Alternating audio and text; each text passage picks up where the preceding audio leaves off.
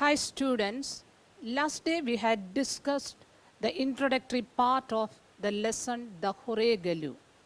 You are all expected to be Horegalus in your life.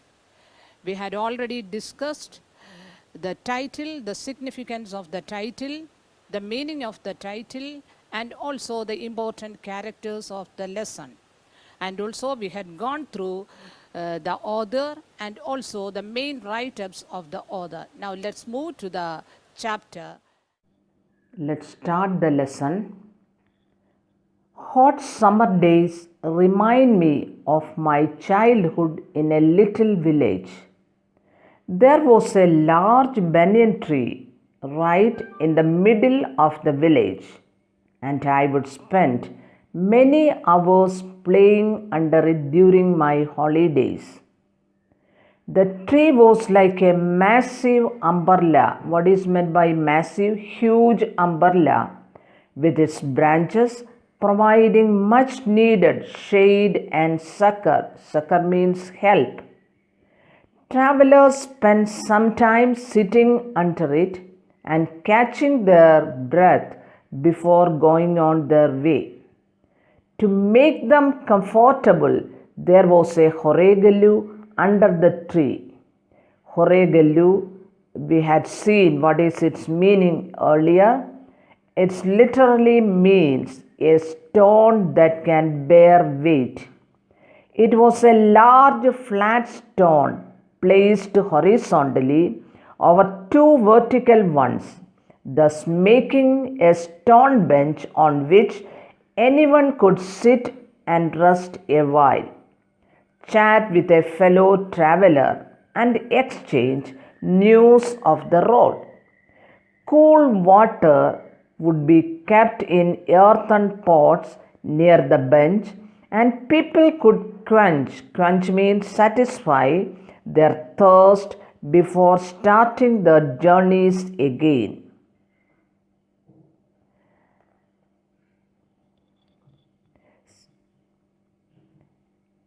I'm sure similar simple arrangements can be found in villages all over the country. So here, hot summer days remind Sudhamurthy of her childhood in a small village. There was a large banyan tree. Banyan tree means a huge shady tree. There was a large banyan tree right in the middle of the village. During holidays, she had spent many hours playing under it. The tree was like a big umbrella.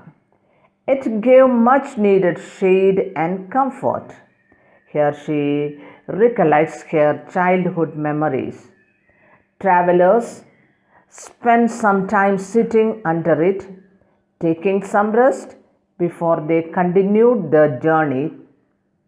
To make them comfortable, there was a horegalu under the tree. Horegalu means a stone that can bear weight. It was a large flat stone placed horizontally over two vertical stones. Once again, what is the meaning of horegalu? Horegalu means a stone that can bear weight. It was a large flat stone placed horizontally over the two vertical stones. It was a stone bench. People could sit on it, chat with a fellow traveler, and exchange news of the road. Cool water was kept in earthen pots, and travelers could drink the water. I'm sure such simple arrangements are found in all over the country. So she was very sure that such kinds of arrangements for the travelers were found all over the country.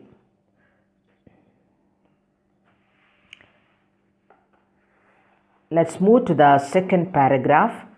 The horegalu in our village holds special memories for me as it is inextricably linked with my grandfather. He was a retired school teacher and would spend hours every day sitting under the banyan tree and talking to those resting there. When I would get tired of playing, I would sit next to him and observe the people he was speaking to and listen to their conversations. So we can see that in this paragraph, the Horegalu in her village brings special memories for her because it is connected with my grandfather. So the importance is mostly because of her grandfather. He was a retired school teacher. He would spend hours sitting under the banyan tree talking to those resting there.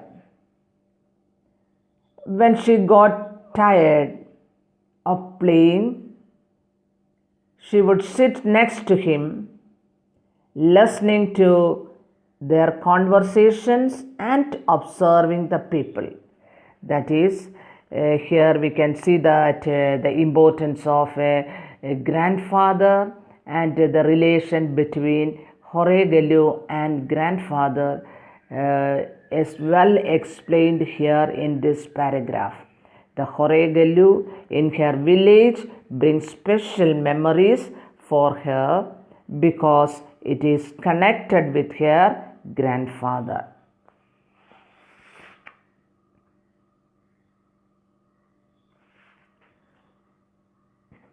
Most of the villagers were taking a break from their work in the fields nearby. They had to walk long distances each day, carrying heavy burdens on their heads. Tired out by the heat, they would drink the cool water, wash their faces with it, and chat with grandfather.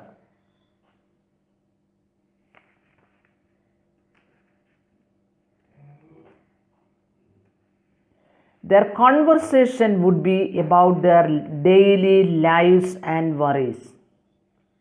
So their conversation would be about the worries of their lives. So in this paragraph, we can see that most of the villagers were taking a break from their work in the nearby fields. So they had to walk long distances each day. They had to carry heavy burdens on their heads. Tired by the heat, they would drink the cold water, wash their faces, and chat with my grandfather. They often talked about their lives and worries. Master Ji, this summer has been so hot. I have never seen such a dry weather. Or, Master Ji, it is getting difficult for me to carry these large loads on my head.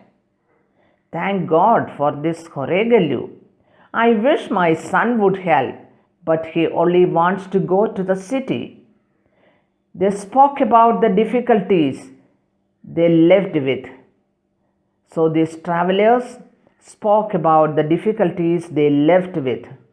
My grandfather could only listen to them. See, my grandfather could only listen to them. Underline that line, But just talking to him seemed to refresh them for the journey. After some time, they would pick up their burdens with some ease and go on their way. The Horegalu was an important feature in their lives as a child. I would often not understand why they blessed it so often for being there. After all, it was only a stone bench. It was my grandfather who told me, child, a horegelu is essential. Essential means necessary in any journey. We all carry our burdens according to our situations and capacities, but every once in a while we need to stop, put down that burden and rest. Only then can we be refreshed enough to pick up the Lord once more. The Horegelu gives everyone that opportunity to do so. It helps people regain their strength. So here we can see that one man would say, Master Ji, this summer has been so hot. I have never seen such a dry weather. Another would say, Master Ji, it is getting difficult for me to carry heavy loads on my head. So they thanked God.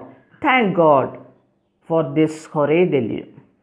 I want my son to help me, but he simply wants to go to the city.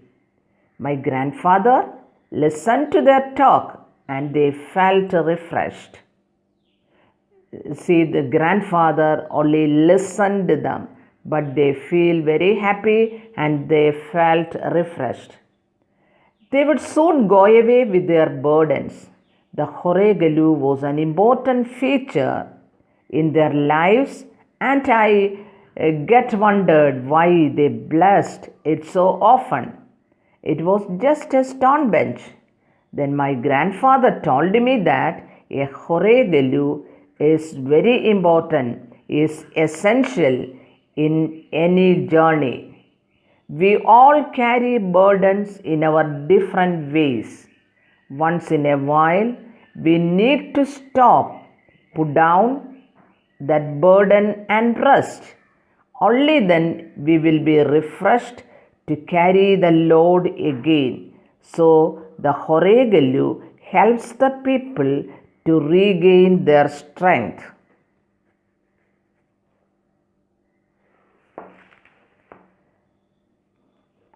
Let's move to the next paragraph. Later on in life, I got to see something that reminded me of that stone bench once again. I was working in Bombay, now it's Mumbai. One of my colleagues, Rekna, was a senior clerk, middle-aged and always smiling.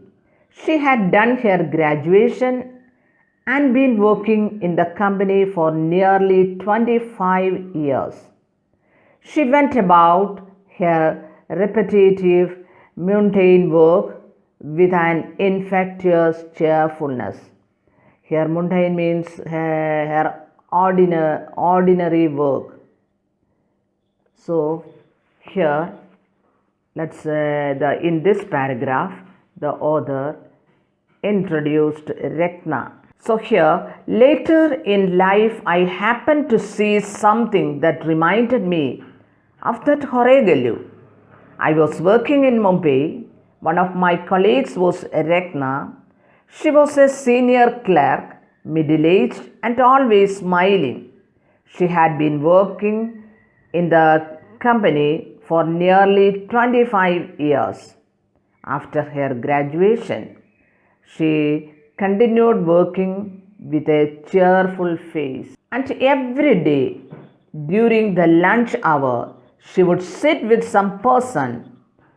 Every day, Rekna, see, during the lunch hour, she would sit with some person in one of the rooms and they would have long chats. I would often wonder what they talked about. One day I finally asked her, Rekna, what do you talk with each person for the whole lunch hour? Rekna smiled and said simply, they share their troubles with me. That is, every day during lunch hour, she would sit with some person in one of the rooms, chatting with him or her. I often wondered what they talked about. One day, I asked what they discussed during the lunch hour. Rekna told me that they shared their troubles with her. Here, in this part, the author introduced Rekna, and she is a role model of her grandfather. But how can you solve the troubles of so many people? Do you always have an answer for them? No, I only listen. And that is enough. That solves the problem. I was young and incredulous. Incredulous meaning unbelieving at such a simplistic outlook. But Rekna answered with the same patience and affection that she must have used with all my colleagues. I'm not a trained counselor or an intellectual. No one can solve your problem. You have to do it yourself. I asked her how she could help in solving their problems. Did she have an answer for them? She told me she only listened to them. I was young and I wondered how merely by listening to somebody's problem it gets solved. So, listening is very important. So, here the author explained how listening cured the. God has given me 2 years to listen to others. I hear them out with sympathy and without any judgment. When a person is in trouble or under a lot of strain finds an outlet for his worries, it relieves half his burden. I thought for some time and said, but don't you ever break the confidence and tell others the secrets you hear even by mistake? Not even in my dreams. I consider that to be the worst kind of betrayal. I don't think there is a greater sin than betraying someone's confidence. They tell me their worries because they know I will never talk about it or gossip about it to another person. Only when they know their words are secure with me can they talk to me freely. This way I relieve their burden for a short while till they are ready to pick themselves up and carry on with their journey. So here Rekna answered the question that how do you help them by listening to them.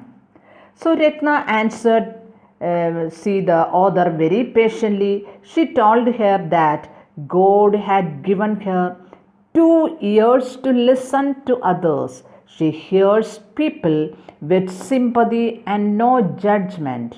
When somebody talks about his worries, it relieves him a lot. I then wanted to know if she ever told other the secrets she heard. Rekna told the author that not even in her dreams she would do that. Revealing somebody's secret is the worst kind of betrayal. People told her of their worries because they were certain that she would never tell others about them. They relieve themselves by talking about their burdens and they continue with their life journey. Now we come to the end of the lesson. Let's move to the last paragraph. Her words uncannily echoed my grandfather's sitting on the stone bench under the banyan tree. Perhaps in their own small ways, without access to great wealth, both these people were doing tremendous social service, great social service. No one thought of acknowledging their work or rewarding them for it, but they continued to do so, as these acts of kindness gave them joy. If ever now I happen to pass a Horegalu in a village, I remember them and wish there were many more of them in this world. So, here the author added that Rekna's words reminded me of my grandfather sitting on the bench stone listening to people. Neither my grandfather nor Rekna were rich, but in their small ways they were doing great social service.